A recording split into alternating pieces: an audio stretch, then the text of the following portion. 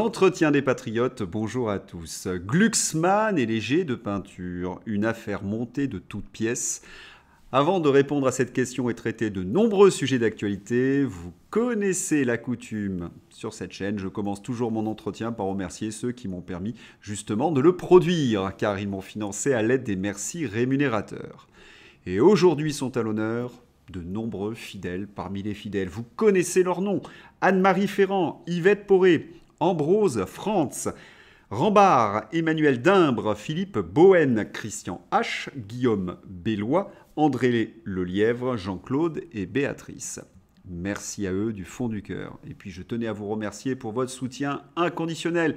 Vous savez comment aider la réinformation: un petit pouce levé, la diffusion sur d'autres réseaux sociaux ou d'écrire de gentils messages. C'est bon pour les algorithmes.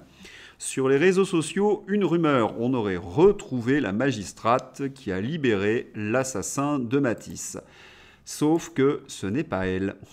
Et oui, cette magistrate, pour préserver son anonymat que je vais baptiser de Sentable, n'est pas la responsable de la juge des enfants au tribunal de Châteauroux. Dans le Figaro, il y a indignation. Outre que cette collègue, dont le nom est injustement livré au grand public, n'est jamais intervenue, à quelque titre que ce soit, dans les procédures civiles ou pénales concernant le jeune Rahman M, nous ne pouvons pas nous indigner contre le fait, au mépris de la loi qui réprime toutes les formes de menaces et de haine en ligne et dans l'anonymat procuré par Internet et les réseaux sociaux, de critiquer violemment l'action légitime des magistrats qui, dans le strict respect des textes et des engagements internationaux de la France, n'envisage l'incarcération d'un jeune mineur auteur de délit, quelle que soit son origine, qu'avec la prudence légitime que chacun est en droit d'attendre. Mais alors, d'où est partie la rumeur? Eh bien, d'un extrait où on voit donc cette magistrate, que j'ai baptisée Madame Sentable, expliquer que les mineurs n'ont pas leur place en prison. Une belle illustration de ce que je vous ai présenté dans un autre entretien, la justice Soros. Eh bien, j'ai un scoop. En exclusivité pour les entretiens des Patriotes, j'ai les responsables de ce qui s'est passé à Châteauroux. Je pense que vous les reconnaissez. Initiative d'Alexis O.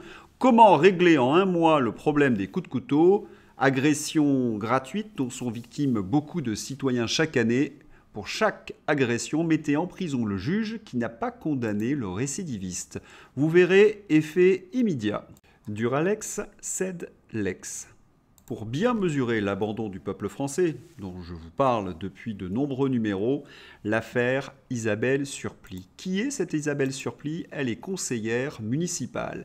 Elle est menacée d'égorgement par les loups gris turcs dans sa ville de Saint-Chamond et elle appelle à l'aide. Je suis attaquée parce que je suis une femme, une élue, et que je défends les valeurs républicaines. Son témoignage sur CNews. Je pense qu'on n'a jamais été aussi clair dans les menaces que je subis depuis presque 8 ans dans mon combat contre l'islam politique.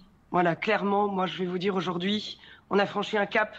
On est à l'intérieur d'une école privée, catholique, dans l'enceinte même où on est censé avoir ce havre de paix, où les enfants sont censés apprendre sans peine et sans inquiétude. Et moi, je vous le dis, comme ça m'a fait comme effet lundi, je suis extrêmement inquiète. Je suis une femme, une élue, une mère de famille. Je connais personne d'autre dans mon cas et je me sens totalement abandonnée. Soutien bien évidemment à Isabelle Surplis, conseillère municipale de Saint-Chamond, menacée de mort pour s'être opposée à une mosquée du mouvement turc Miligorus, qui est notoirement tout à la fois islamiste et un vecteur de l'entrisme d'Erdogan en Europe et en particulier en France. C'est insupportable et l'État ne peut pas le tolérer. Avec Emmanuel Macron, si. Ne rien céder au fanatisme et protéger ceux qui le combattent. Affaire Glucksmann, mais qu'arrive-t-il à Gluglu? Une image, il a l'air d'être heureux, il sourit, il a le regard un peu perdu, comme s'il revenait d'un week-end au ski où il aurait mis un peu trop son nez dans la poudreuse. Et pourtant, il est victime d'une agression entre guillemets. Saint-Étienne, le candidat socialiste aux européennes Raphaël Gluglu, exfiltré de la manifestation du 1er mai, il a reçu des projectiles de peinture et des œufs. Mais qui sont les auteurs de cette horrible et terrible agression de Raphaël Glucksmann? C'est à peu près le ton et les mots employés sur le service public, particulièrement à France Inter où travaille son épouse Léa Salamé. Ils défendent leur petit chouchou bec et ongles, jusqu'au ridicule d'ailleurs. Eh bien, les auteurs sont les jeunes communistes de la Loire. Et ils chantaient lorsqu'ils lançaient des œufs « P comme pourri, S comme… » Vous lisez la suite. Et ils avaient leur banderole « Glucksmann dégage ». Il faut savoir que le Parti communiste ne reconnaît pas ces jeunes communistes de la Loire. Ils n'appartiennent pas au Parti communiste, paraît-il. Et évidemment, ils condamnent l'agression de Raphaël Glucksmann. Mais pourquoi Raphaël Glucksmann, lorsqu'il est exfiltré du cortège, a un si joli sourire ? Comme je vous l'ai dit tout à l'heure, c'est peut-être qu'il est resté trop longtemps au ski, le nez dans la poudreuse. Bon, soyons sérieux, il y a une autre possibilité. Le Figaro, 1er mai, êtes-vous choqué par le fait que Glucksmann ait été empêché de manifester par des militants pro-palestiniens ? Vous remarquez la première fake news, c'était des jeunes communistes. Oui, 80%. Vous commencez à comprendre ? Raphaël Glucksmann savait très bien qu'il n'était pas le bienvenu dans ce défilé du 1er mai. Il espérait un incident, il a eu lieu. Et pourquoi espérait-il un incident ? Parce que maintenant, il est considéré comme un martyr sur le service public et dans la presse aux ordres. Il souriait parce qu'il sait peut-être qu'il va dépasser Valérie Hayé. Pourtant, il y avait de solides raisons de l'exfiltrer. Petit rappel avec Philippe Béchade. Peut-être parce qu'il a été anti-gilet jaune, pro-pass, pro-vax, muet sur les soignants suspendus, pro-Ukraine, muet sur le durcissement du chômage, muet sur l'agonie du monde agricole. Et il est un fervent supporter de Netanyahou. Je continue le portrait social de ce successeur de Jaurès à la sauce Saakashvili. Et vous avez donc les journalistes du service public comme France Inter qui le présentent comme un martyr de l'extrême gauche du totalitarisme. Ils ont la mémoire courte, ces journalistes, à toute la classe politique qui défend Glucksmann pour son expulsion du cortège du 1er mai, mais qui était derrière Macron pour dézinguer les manifestations de simples Français à coups de gaz lacrymo, grenades et LBD. Bande d'hypocrites et ennemis du peuple.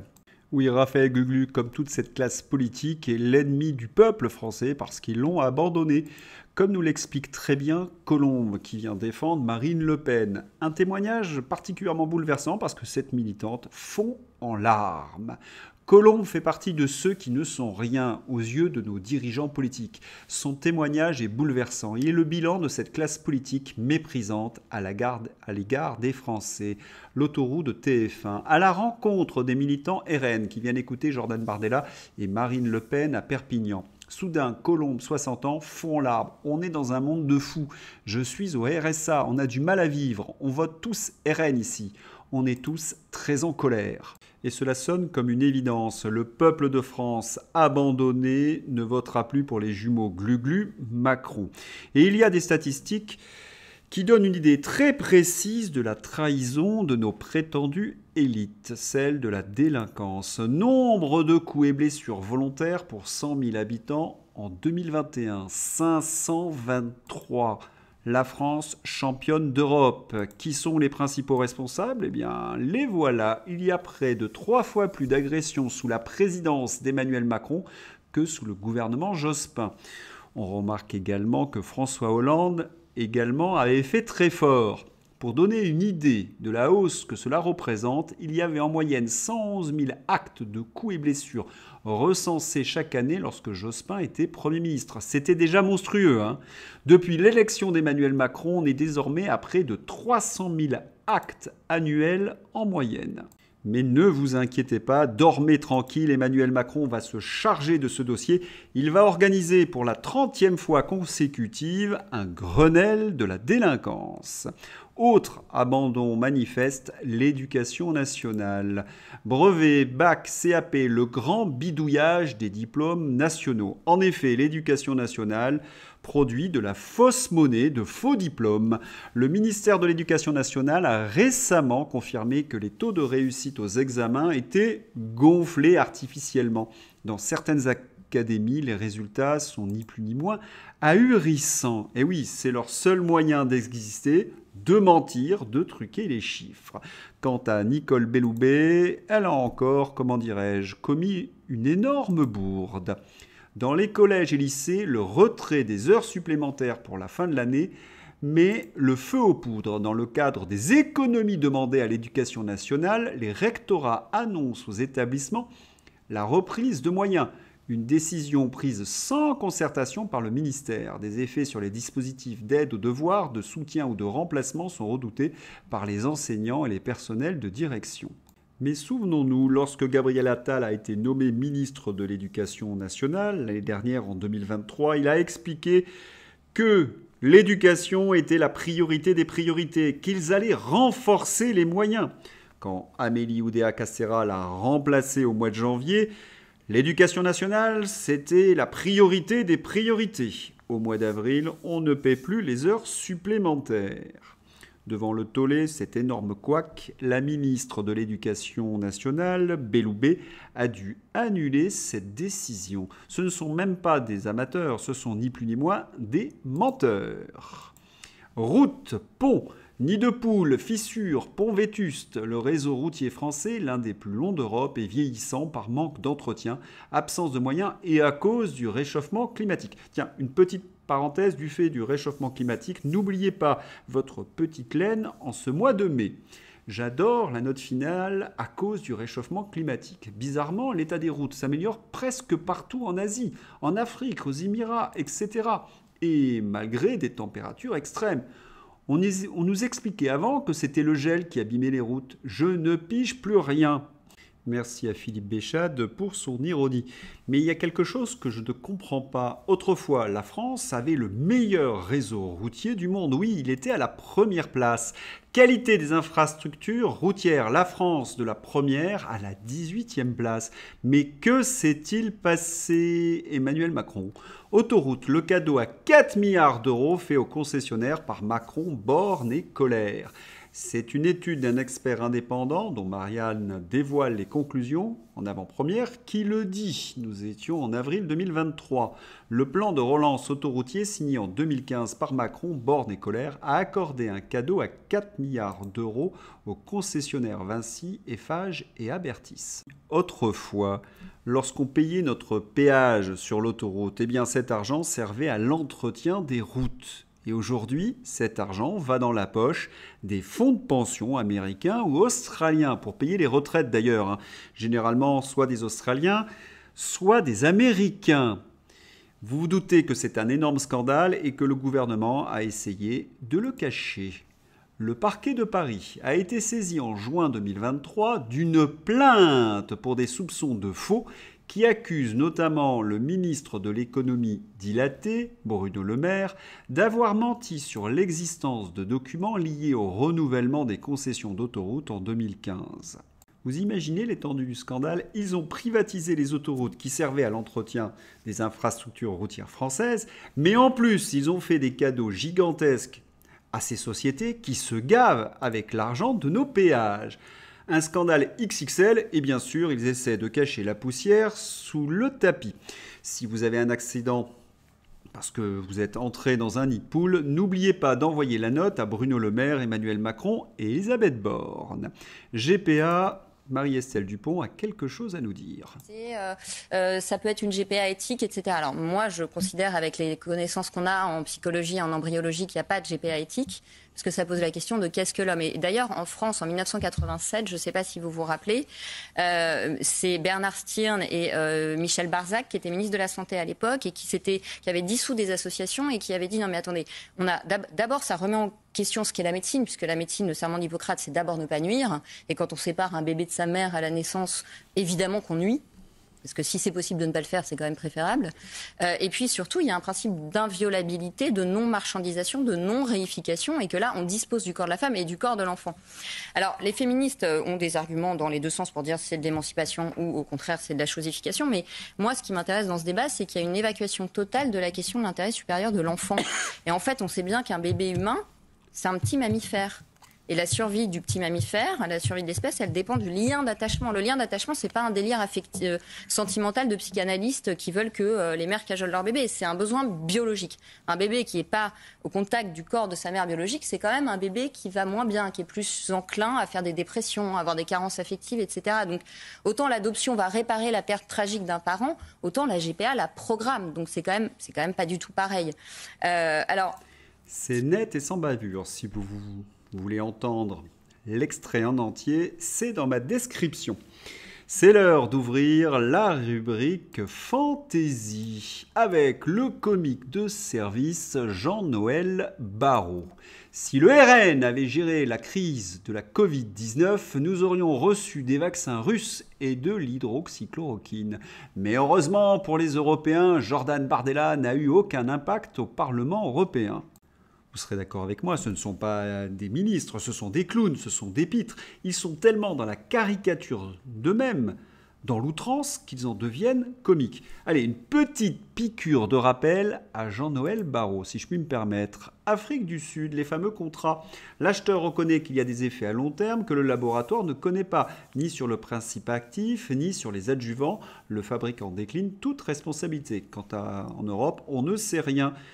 Qui sont les responsables justement de cette censure? Les macronistes. Et à votre avis, pour quelles raisons?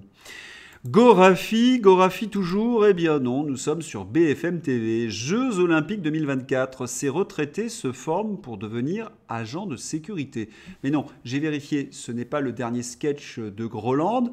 Après Papy vérificateur de passe sanitaire, bloquer les terroristes viraux non-vax, voici Papy agent de sécurité. Bientôt, Papy fait de la résistance, chair à canon en Ukraine, problème des retraites vite résolu. Avec le gouvernement, tout devient possible. Gabriel Attal. Une France en dehors de l'Europe, c'est une France qui s'appauvrit. À côté de lui, on a une ministre qui amuse beaucoup les internautes. Pour quelle raison? À vous de me le dire. Les pays d'Europe occidentale hors de l'Union européenne, comme la Suisse, la Norvège et l'Islande, sont ceux qui sont parmi les plus riches d'Europe et s'en sortent le mieux. Arrêtez avec votre projet peur. Ce ne sont pas des propos dignes d'un Premier ministre. Hein. Là, on est au café du commerce avec Dédé. Il est à son 7e picombière et il raconte n'importe quoi. Faut-il rappeler à Gabriel Attal que Macron, l'européiste, a endetté la France de plus de 1000 milliards d'euros. Allez, on passe au suivant. Bruno Le Maire. Effondrement de l'économie russe. Je persiste et signe. La Russie a une croissance de 3,6%, la France 0,2%. Et oui, c'est ce Bruno Le Maire qui ose dire ce genre de choses alors qu'il a maquillé les comptes de la nation pour cacher son incompétence. Vraiment des guignols. L'Arlésienne, celle dont on parle tout le temps et qu'on ne voit jamais, la motion de censure. La seule motion de censure que nous pourrions voter, ce serait une motion rédigée et votée par nous-mêmes, où on n'en parle plus si on ne veut pas la faire. Et si on en parle, alors on le fait. Bruno Retailleau, président du groupe LR au Sénat. Pour une fois, je suis d'accord avec les LR, qu'ils continuent ainsi de se moquer des Français. Et oui, après juin 2024, ils sont en dessous des 5% et bon débarras, ils auront disparu. Vous savez que la porte-parole du gouvernement Prisca Thévenot a eu quelques déboires avec les membres de son cabinet. Eh bien, en exclusivité, je vous présente la photo de Prisca avec ses collaborateurs. Photo officielle de Prisca Thévenot avec son cabinet au complet. J'espère que vous avez apprécié ce journal. Je vous souhaite une excellente journée. À bientôt. Au revoir.